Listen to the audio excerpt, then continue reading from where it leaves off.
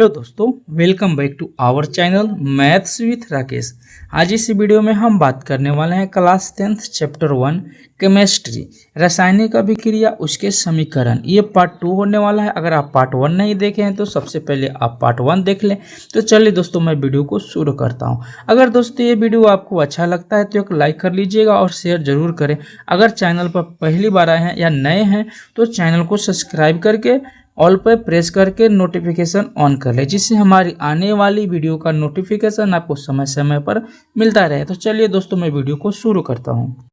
दोस्तों, आपका टॉपिक का नाम यहाँ पर देख सकते हैं, रासायनिक अभिक्रिया के समीकरण के भाग 2 होते हैं। यहाँ पर देख सकते हैं रासायनिक समीकरण के 2 भाग होते हैं। पहला एक होता है अभिकारक। अभिकारक क्या होता है, हम एग्जाम्पल के माध्यम से हम समझेंगे।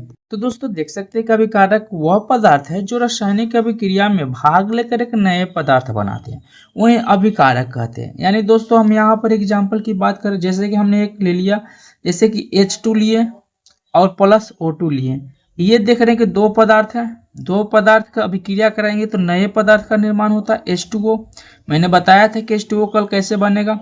इससे H2 प्लस O2 के रिएक्शन कराएंगे तो H2O जल कैसे बनता है, मैंने डिटेल से बताया था। तो यहाँ पर देख सकते हैं कि H2 और ऑक्सीजन के दोनों अभिक्रिया करने के बाद H2O बना।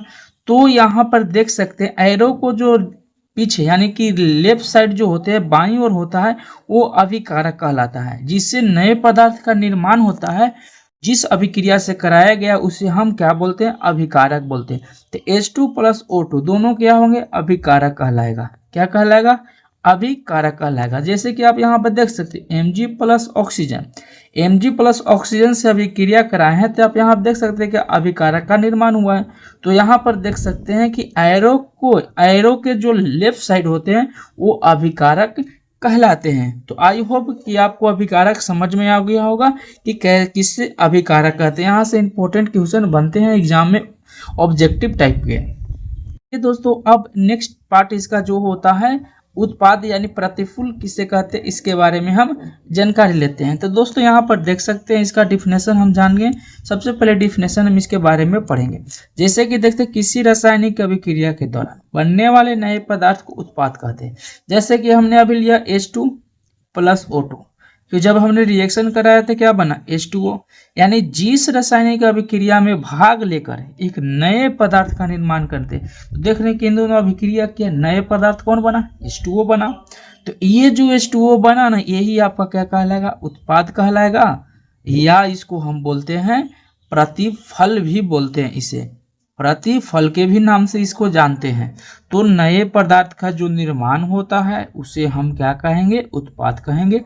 और ये राइट साइड होता है यानी कि दाईं ओर होता है, एरो के सिंबल के जस्ट सामने होता है। तो आई होप कि उत्पाद और अभिकारक क्या होते आप अच्छी तरीके से समझ गए हैं। उसी तरह से देखते हैं कि Mg प्लस O2 रिएक्शन कर रहे थे, MgO बना। यहाँ पर बैलेंस किया गया है, जो कि बैलेंस करना भी मैंने पार्ट 1 वीडियो में बताया है।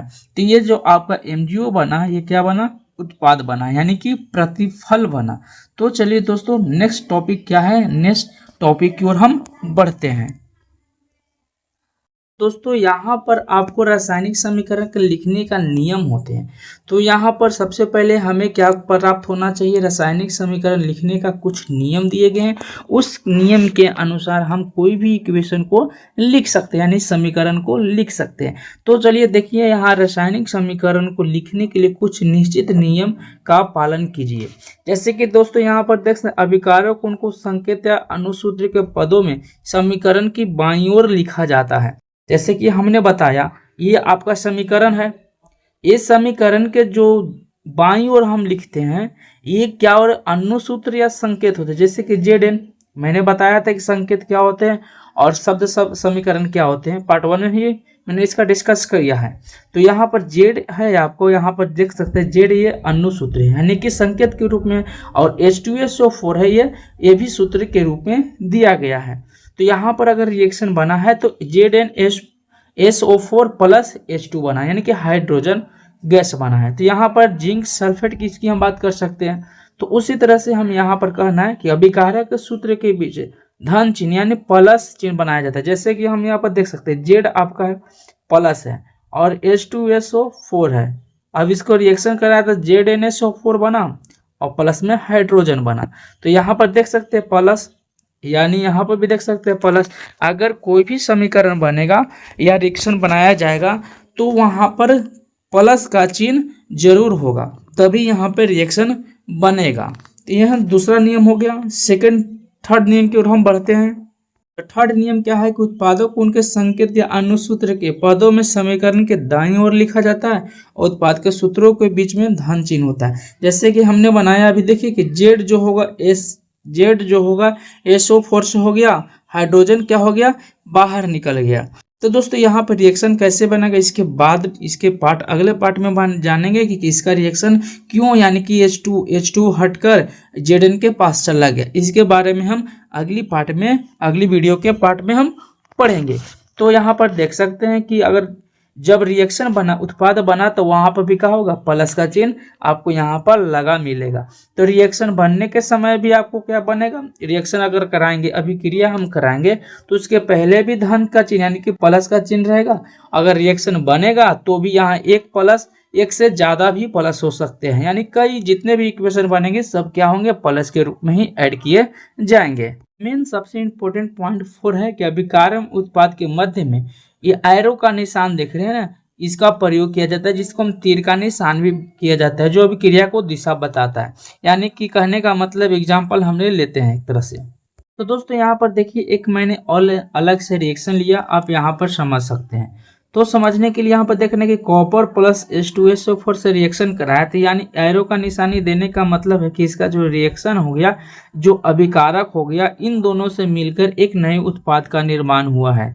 तो ये एरो का निशान इसलिए बता रहा है कि इधर जो हुआ है ना, ये अभिक्रिया हुआ है, यानी कि रिएक्शन बना है, इन दोनों से मिलकर क्या बना, एक नए उत्पाद का निर्माण हुआ है। तो एरो जो दिखाता है ना कि इधर क्या हुआ, अभिक्रिया की दिशा बतलाता है।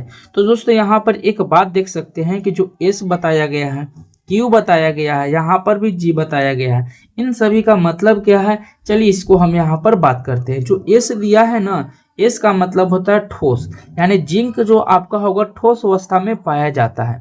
और यहाँ पर देख सकते हैं H2SO4, ये H2SO4 जो है, AQ का मतलब क्या है कि ये द्रव अवस्था में पाया जाता है। ZSO4 है ना, वो द्रव अवस्था फॉर्म में पाया जाता है, जिसको हम सल्फ्यूरिक एसिड भी हम कहते हैं। तो सल्फ्यूरिक एसिड क्या होता है, एक द्रव अवस्था में पाया जाता है।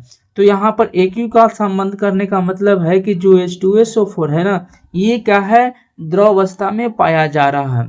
और यहाँ पर देख सकते हैं दोस्तों कि H2 यानी कि G के रूप में बताया गया है। तो GH2 है, यहाँ पर गैस के रूप में बताया गया है कि G सिंबल बता दिया कि गैस के रूप में यहाँ पर उड़े, माने गैस यहाँ पर बता दे, गैस की उपस्थिति में क्या हो जाता है, उड़ जाता है। अगर दोस्तों यहाँ पर देख रहे हैं कि यहाँ पर एक एरो देता है और एक एरो का निशान नीचे की ओर आता है, तो ऊपर जाता है गैस की ओर, माने कि कोई भी जो हो गैस रिएक्शन करने के बाद ऑक्सीजन हो गया, कार्बन डाइऑक्साइड हो गया, हाइड्रोजन गैस हो गया, यह क्या होता है, ऊपर की ओर भाग जाता है, यानी कि उड़ जाता है। तो हाइड्रोजन यहाँ पर सिंबल इस तरह से दे देता है, एरो के ऊपर चिन्ह। तो क्या होता है, अब यहाँ पर देने का मतलब है ताप कम हो रहा है, यहाँ पर क्या है, ताप का टेम्परेचर हो रहा है, कम हो रहा है। तो कुछ इस तरीके से सिंबल एग्जाम में पूछे जाते हैं। आपको इस सभी सिंबल को एग्जाम के पॉइंट ऑफ व्यू से आपको दिमाग में रखना है। तो चलिए अगला पॉइंट क्या है, ये पॉइंट तो आपको आई होप समझ में आ चुका होगा। अगर नहीं आया हो दोस्तों तो आप क्या करें, कमेंट जरूर करें, और यहाँ पर दोबारा इस वीडियो को पीछे करके भी देख सकते हैं। तो चलिए नेक्स्ट पार्ट यानी नेक्स्ट टॉपिक की ओर हम बढ़ते हैं। तो दोस्तों यहाँ पर कुछ रासायनिक समीकरण की सीमाएं होती है, जैसे कि कोई सीमा लिमिट तक ही हम रासायनिक अभिक्रिया कर सकते हैं। जैसे कि फर्स्ट आपका रिएक्शन यहाँ पर देखें, रासायनिक समीकरण में जो अभिक्रिया करेगा, रासायनिक समीकरण से अभिकारों में उत्पाद की सांद्रता नहीं होती है। सांद्रता क्या होता है दोस्तों, यहाँ पर पता करते हैं। तो किसी निश्चित मात्रा में विलयन में घुले पदार्थ की मात्रा को सांद्रता कहते हैं। जैसे कि मान लिए कि यहाँ पर एक एग्जाम्पल लेते हैं, एक चीनी आपने चम्मच लिया, जिसमें हमने क्या किया, पानी में घोला, तो यहाँ पर सांद्रता जो होगी ना, कम होगा। और मान ले कि यहाँ पर हमने 3 चम्मच चीनी लिया, तो यहाँ पर सांद्रता क्या होगा, अधिक होगा। तो यानी किसी निश्चित मात्रा में विलयन में घुले पदार्थ की मात्रा को सांद्रता कहते हैं। यानी कोई भी पदार्थ अगर घुलता है तो उसे हम क्या बोलते हैं, सांद्रता बोलते हैं। जैसे चीनी है और पानी, तो चीनी का होता है पानी में घुल जाता है, तो जो घुलता है उसी को हम सांद्रता कहते थे। चीनी यहाँ पर क्या हो गया, सांद्रता हो गया। और कौन किसने घुलाया, बिलियन में, तो बिलियन आपका क्या हो जाएगा, आपका पानी हो जाएगा। तो इसका भी हम पॉइंट है अगले वीडियो में बड़ी कॉन्सेप्ट के साथ समझेंगे। तो दोस्तों सेकंड पॉइंट है कि रासायनिक समीकरण से अभिक्रिया करके तीव्र या मंद होने पर पता नहीं चलता है। अगर कोई भी अभी रासायनिक समीकरण बनाते हैं, अभिक्रिया करते हैं, तो यहाँ पर नहीं पता चलता है कि कैसे अभिक्रिया किया है, यानी कि थोड़ा सा फास्ट है या कम है, यानी कि इसमें पता नहीं लगाया जा सकता है। सिर्फ बता देगा कि रिएक्शन किया गया है और यहाँ पर सिंबल बता देगा कि कम है या ज़्यादा, ये नहीं बताएगा। तीसरा पॉइंट है कि रासायनिक समीकरण से का पता नहीं चलता है, यानी रासायनिक समीकरण से भी नहीं पता चलता है कि अभिक्रिया की पूर्णता हुई है कि नहीं हुई है, जब तक नहीं इसको हम रासायनिक अभिक्रिया को बढ़िया से सीखेंगे। तो ये जो जितने भी कॉन्सेप्टुअल चीज है, ये अगले पार्ट में भी हम थोड़ा थोड़ा करके जानकारी लेंगे। अगली बार पढ़ेंगे दोस्तों कि रासायनिक अभिक्रिया जो होते हैं उनके प्रकार कितने होते हैं, उसके बारे में हम समझेंगे डिटेल से। ये अगले पार्ट 3 में हम पढ़ेंगे। आज की वीडियो में इतना ही, मिलते हैं अगले वीडियो में। अगर दोस्तों ये वीडियो आपको अच्छा लगे तो एक लाइक कर लीजिएगा, चैनल पर नए हैं तो चैनल को सब्सक्राइब करके अब नोटिफिकेशन ऑन कर लें, और अपने दोस्तों में इस वीडियो को जरूर शेयर करें दोस्तों। तो चलिए दोस्तों अगले पार्ट में मिलते हैं।